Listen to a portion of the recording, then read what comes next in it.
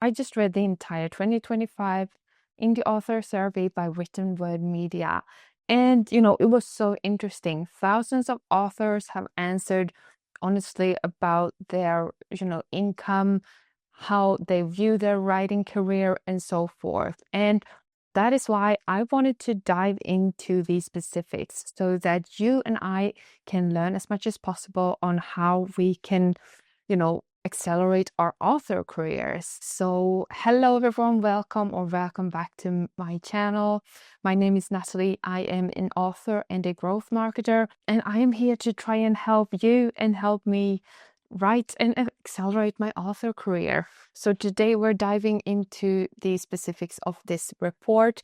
I think that, looking at what other authors can teach us is so important if we want to grow our career going forward. So the first key insight of the report was the fact that 3/4 of the people who answered the survey actually saw themselves as self-publishing or indie authors.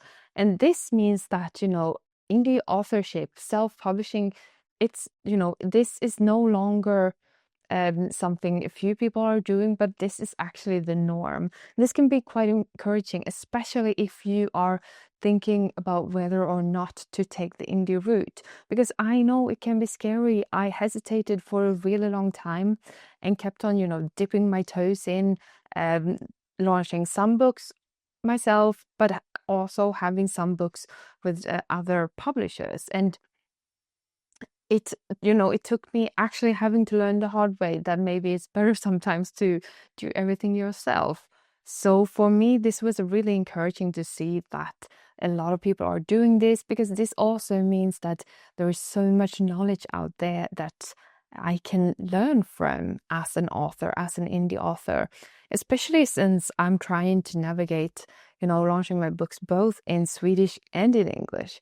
It's hard, it's a lot to learn, but it's also so much fun because I continuously see that people from around the world are buying some of my books, and that makes me so happy because I've barely had any paid marketing so far, and that means that it's all organic. It's all from here or from social media or wherever you guys find me. So yeah, now I'm just getting way off track, so let's get back to the survey. And the reason why it matters, the fact that self-publishing is more or less norm now, is the fact that, it matters because the conversation needs to change. Indie publishing is not less than traditional publishing, and it can actually help you get further along with your career, because one thing that I love about indie publishing is the fact that I can see day by day or week by week which of the marketing efforts that I put into my author career, which of them work and which of them don't. When I had a traditional publisher, I couldn't see what was working because I only got the royalties report once a year.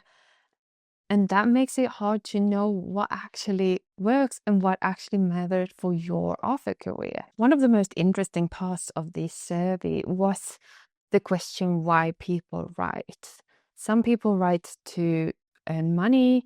Some people write to get recognition. Some people write because they want to tell a story. And some people write just because it's a fun hobby. And the thing is, when it comes to how much money authors are making, your why actually matters. Because in this survey, we could see that people who are treating their authorship and their writing as a business, they are actually making a lot more money. Which, once you think about it, yes, it's not that hard to figure out, but it can actually be quite sobering to hear that. The fact that if you treat your authorship as a business, because you are a business person once your book is published, that can actually help you make more informed decisions. It will help you choose whether or not to put in, money and effort into marketing or what kind of strategies you need to have. But remember that whatever your why is will affect the outcome of your author career. So let me know in the comments why you write. Is it any of these four, or Is it some other reason? Personally, you know, I write for a bunch of reasons. I love to tell I love storytelling, but I also want to make money. I want to make this my career. I want to make this a full-time gig. And this is why I have this YouTube channel, so that we can learn together, and why I have this podcast. So the why matters a lot more than you think. And then we get into the numbers. So the truth is that most authors are not making a full-time income. Most of them are actually making quite little. And this is also something you need to take into account when you decide to become an author, because becoming an author, becoming a writer is not a, you know, get rich quick scheme. Most writers actually don't make that much money, and you have to put in so much work and effort into your writing, your craft, before you start seeing results. I think that this is an important lesson for everyone, me too, because this also makes me have to think about how I want to approach my writing career. Right now, I am blessed enough to be able to work full time and write a lot. I've built my life around my writing, so that's amazing. But I know that for a lot of people, that's not how it is. So, but I personally am choosing to write as much as possible now that I have the time, and to get as many books out as possible, because I think that that's the way for my writing career to actually accelerate forward. But for you, you know, you have to look at your life and see what works for you. And in the survey, it also showed that a smaller number of authors made a lot more money. And the other week, when I talked to Maria Sequoy on this channel, she talked about the fact that we as authors, we can't compare ourselves to 5 or 6 figure authors yet, because we're not there yet. So don't try to copy whatever they're doing. Look at what they were doing when they were where in their author career you are right now. Maybe you have 2 books out, or 1 book out, or 3 books out. If you only have that, then maybe you're not making that much money yet. And that's okay. That means that you need to put your effort into writing more books and marketing yourself a lot more, learning about the, you know, business sides of authorship. Maybe you invest in learning how to master KDP or whatever it is. But remember that a lot of authors has been there before, and you can learn from it. Lower income correlates with fewer books, less marketing, and less time in the industry. So if you want to have a high income as an author in the long run, you need to think about that. And when it came to the higher income, that correlated with the fact that they had large backlists. They wrote in series, they consistently published, and you know, it's not a lottery when it comes to money. It's the fact that they put a lot of hard work into their author career. And if you want this, then that is what you should do too. So growth will compound over time, and you need to have this as a long-term strategy. That is what you want. Another clear takeaway was the fact that which genre authors are writing in actually matters. This was something that is very good for me to understand, because I write in multiple genres, and right now my strategy is to, well, of course, finish my fantasy series, but also write romance and nonfiction. So I will try to release like 1 book per genre per year for a few years, and see what actually sticks. I don't know if you guys as readers will love my nonfiction, or maybe you will love my romance, or maybe you will love my fantasy. I don't know yet, but I do know that romance as a genre, that's where a lot of indie authors are making money, especially in subgenres like paranormal romance, dark romance, and stuff like that. This is important for me to know when I think of the future, and when I decide which of my millions of ideas to actually sit down and write. Also, we could see the fact that cozy mystery performs consistently well across the income levels. Other genres like literary fiction and children's books tend to cluster more in the lower income brackets. This does not mean that you need to chase trends though, but it does mean that you need to understand the market, you need to understand what is working right now, and you need to be on the lookout for if there is a genre that you want to write in that seems to be on the rise. And also understand the fact that different genres have different sort of expectations. So the readers will have different expectations depending on which genre you write in. Some genres, the readers read fairly slow, so you don't need to rush anything. But in other genres, rapid release is the way to go if you want to make money as an author. So that is also something that you need to consider. Maybe it's better to actually take the time to finish the entire series or finish book 1, 2, and 3 before you start releasing the books in the series. I know that this can be hard because I myself am very restless as a person. But I am trying to learn this and adopt this mindset all the time. And the survey also reinforces the fact that backlists matters. Backlists is what will build a strong authorship in the long run. Just having single standalone books might be quite weak. So you need to have a think about this. And series also create momentum. And the reason why is because every new release in these series will actually feed with new readers, into the entire series.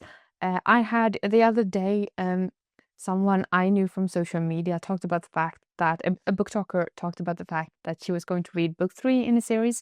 And that made me realize that I hadn't even read book 1 in that series, but it is, it was on my mental TBR.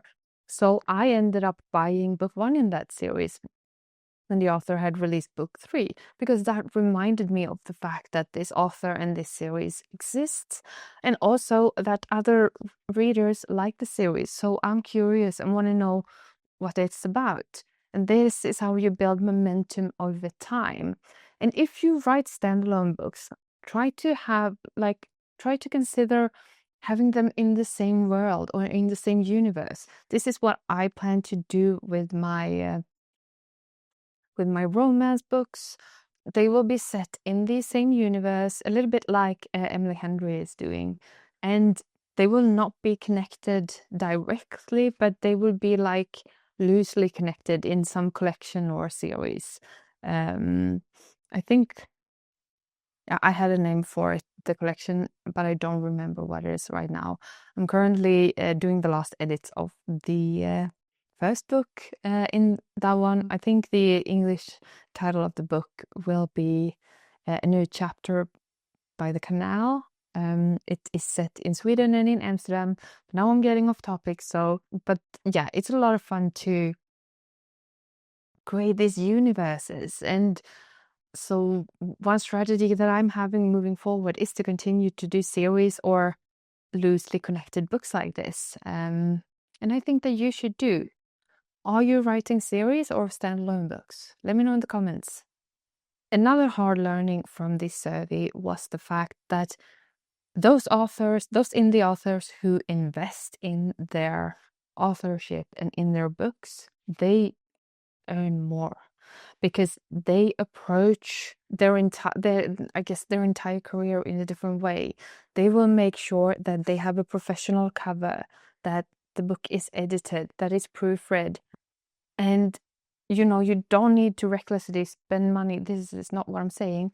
I'm saying that when you can, I'm trying to a lot of the money that I earn right now as an author, I reinvest in beautiful cover design, editors, proofreaders. I reinvest in my own authorship, in my own books.